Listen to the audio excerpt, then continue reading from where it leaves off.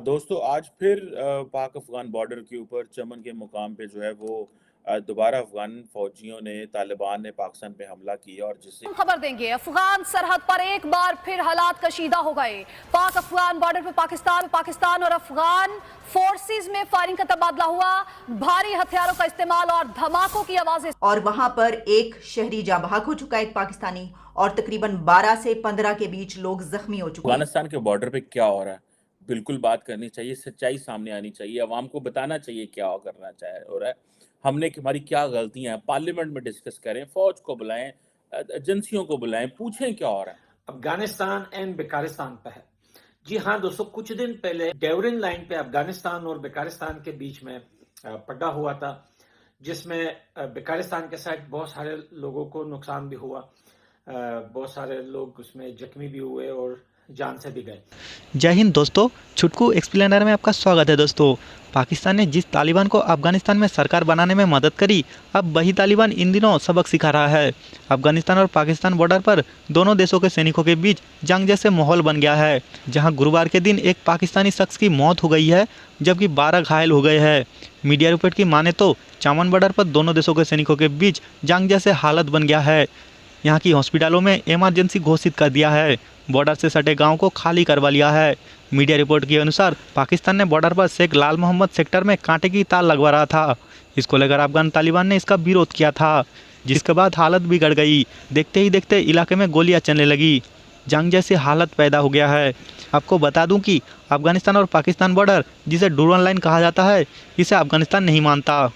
दोस्तों आज फिर पाक अफ़गान बॉर्डर के ऊपर चमन के मुकाम पे जो है वो दोबारा अफ़गान फ़ौजियों ने तालिबान ने पाकिस्तान पे हमला किया और जिससे एक जो शहरी है वो हलाक हुआ और 26-27 के जो लोग हैं वो ज़ख्मी हुए।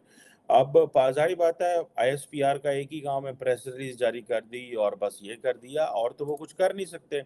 हम ना तो वहाँ पे जो है वो अफ़गानियों को मार सकते हैं क्योंकि पाकिस्तान पिछले 50 साल से अफ़गानिस्तान में इतनी ज़्यादा इन्वेस्टमेंट कर चुका है, अफ़गान अवाम पहले ही पाकिस्तान के बड़ी ख़िलाफ़ है। प्रॉब्लम किधर है? प्रॉब्लम सिर्फ़ एक है दोस्तों और उस प्रॉब्लम को हम हल नहीं करना चाहते।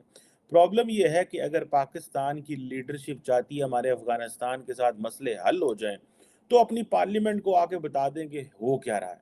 जब पाकिस्तान की जो एस्टैब्लिशमेंट है, वो इंटरेस्टेड ही नहीं है कि मसला पार्लियामेंट में आए और पाकिस्तान के सियासतदान इंटरेस्टेड ही नहीं है इस चीज़ में कि जो पाक अफ़गान बॉर्डर के ऊपर हो रहा है, उसके बारे में एक सिविलियन फेस आए सारी पॉलिसी को, तो फिर ऐसे ही होगा जिस तरह ये सारा कुछ हो रहा है और कुछ तब्दील होने वाला नहीं है।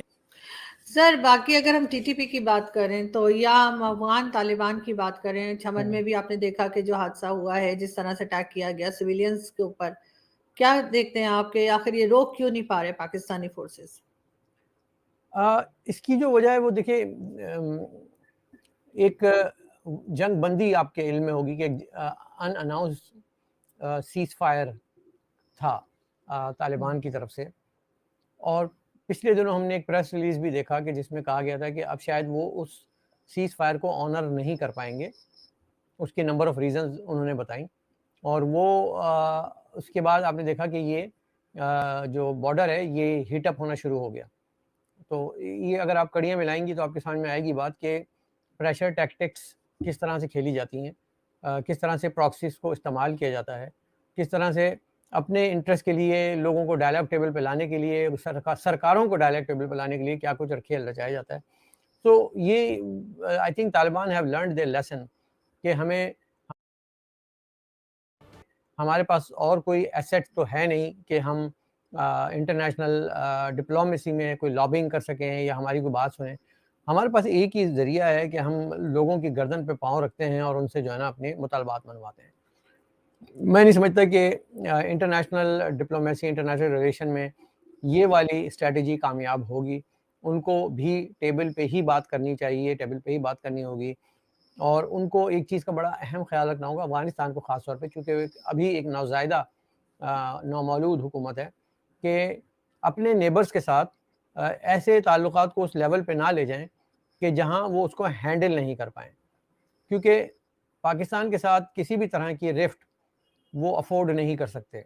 अगर वो ये सोच रहे हैं कि उनका कोई यार उनकी मदद करेगा तो बिलीव मी कि उनकी कोई मदद नहीं करेगा खुलकर, क्योंकि हिंदुस्तान नहीं चाहता कि वो किसी भी कॉन्फ्लिक्ट में अपने आप को इन्वॉल्व कर ले। और ये पराई आग है, इस पराई आग में कोई भी अपने आप को, अपने लोगों को, अपने सिपाहियों को नहीं झोंकेगा। तो अफगानिस्तान अगर ज़्यादा तंग करेगा पाकिस्तान को, तो Pakistan is far stronger than Afghanistan. Pakistan has more resources. Pakistan के पास जो इंटरनेशनल। जी हाँ दोस्तों, कुछ दिन पहले डेवरिन लाइन पे अफगानिस्तान और बेकारिस्तान के बीच में पड्डा हुआ था, जिसमें बेकारिस्तान के साइड बहुत सारे लोगों को नुकसान भी हुआ, बहुत सारे लोग उसमें जख्मी भी हुए और जान से भी गए। तो दोस्तों आज एक बार फिर से वो स्टार्ट हो गया है, सेम टू सेम एरिया दोस्तों, डेवरिन लाइन पे अफगान तालिबान और बेकारिस्तान के जो सेना है उनके बीच में आज सुबह से फिर जंग जारी है। दोस्तों बहुत सारे लोग बोल रहे थे इस पे वीडियोस बनाने का, तो आज मैं करूंगा इस पे डिटेल से बात कि असल में ये वजह क्या है, ये लड़ाई क्यों हो रही है बार बार, और जो पाकिस्तान के साइड में जो लोगों की जान जा रही है वो कौन ले रहा है। तो दोस्तों सबसे पहले हम बात करते हैं, ये जो बाढ़ ये लोग लगा रहे हैं ना डेवरिन लाइन पे, ये बहुत पहले की बात है। जो भी सरकार आती है वो इनको मना करती है कि ये बाढ़ मत लगाओ यहाँ पर, क्योंकि डेवरिन लाइन पे दोस्तों उस साइड और इस साइड जो लोग रहते हैं, जो पश्तून्स, जो पठान रहते हैं, वो सब रिश्तेदार हैं आपस में। भाई एक ही कौम के बंदे हैं, एक ही लैंग्वेज बोलने वाले हैं।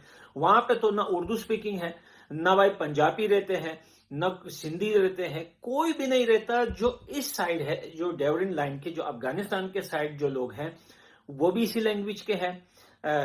एक ही कास्ट है, कास्ट भी दोनों की एक ही है। तो ये तो पुरानी हिस्ट्री आप सबको पता है कि ये किस तरह से ये डेवरिन लाइन यहाँ पे खींचा गया।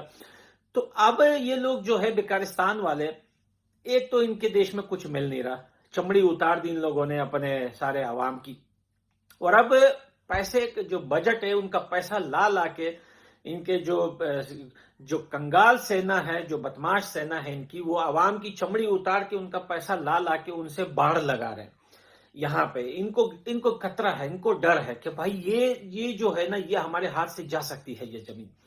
और तालिबान के आने के बाद बहुत ही ज्यादा डरे हुए हैं ये लोग, तो ये लोग बाढ़ लगा रहे हैं। अब आप सोचो कि इस पर कितना पैसा लगता होगा दोस्तों ये बाढ़ लगाने पे। एक देश के पास खाने को रोटी नहीं है, पीने को साफ पानी नहीं है, पहनने को छड्डी नहीं है, और दोस्तों सोने को छत नहीं है, तो गैस नहीं है, बिजली नहीं है, कुछ भी नहीं है।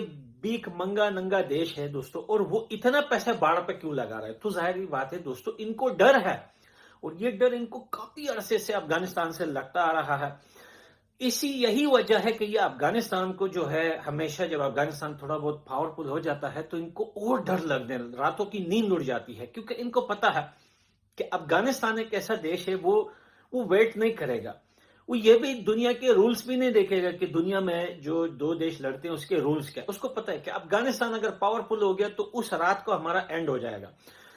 तो बात यह है कि दोस्तों अब ये लोग यहाँ पे लगा रहे हैं बाढ़।